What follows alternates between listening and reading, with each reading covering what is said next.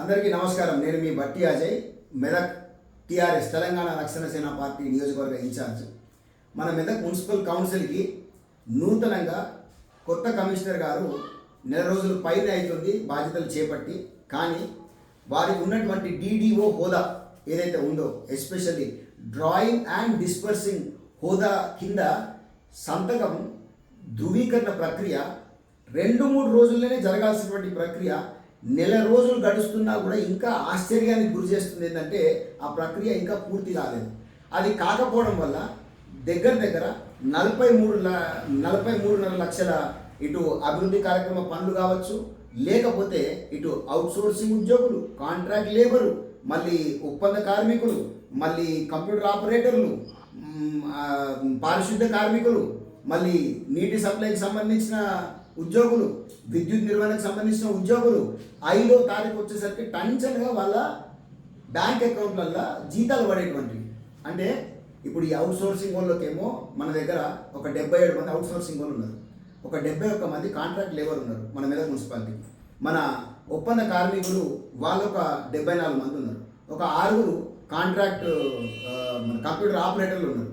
ఇంతమంది కూడా ఇటు అవుట్సోర్సింగ్ వాళ్ళకు 14 లక్షలు, ఇటు కాంట్రాక్ట్ లేబర్కు 13 లక్షలు, ఇటు ఒప్పంద కార్మికులకు 9.5 లక్షలు, ఇటు కంప్యూటర్ ఆపరేటర్లకు 2 లక్షల రూపాయలు. వీళ్ళకి ఇంత వేతనాలు దగ్గరగా 38.5 లక్షల వీళ్ళకి ఇచ్చే జీతాలు, మళ్ళీ ఇటు 43.5 లక్షల అభివృద్ధి కార్యక్రమాలు అన్నీ కూడా ఆగిపోవడం జరిగింది.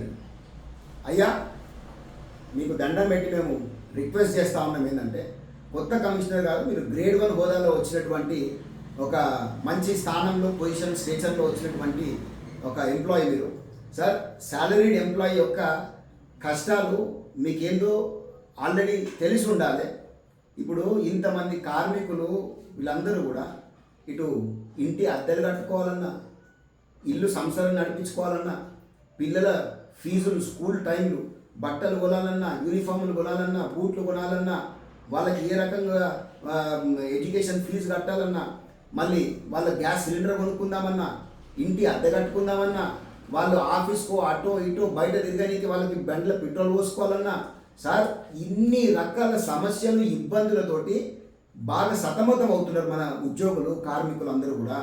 దయచేసి దీని మీద మీరు శ్రద్ధ వహించి వెంటనే మీరు తొందరగా ఈ ప్రక్రియ పూర్తి చేసుకొని వీళ్ళందరికీ కూడా మీరు న్యాయం చేయాలని తెలంగాణ రక్షణ సేన టీఆర్ఎస్ పార్టీ నుంచి నేను మిమ్మల్ని వినమ్రతపూర్వకంగా నేను అభ్యర్థిస్తూ ఉన్నాను సార్.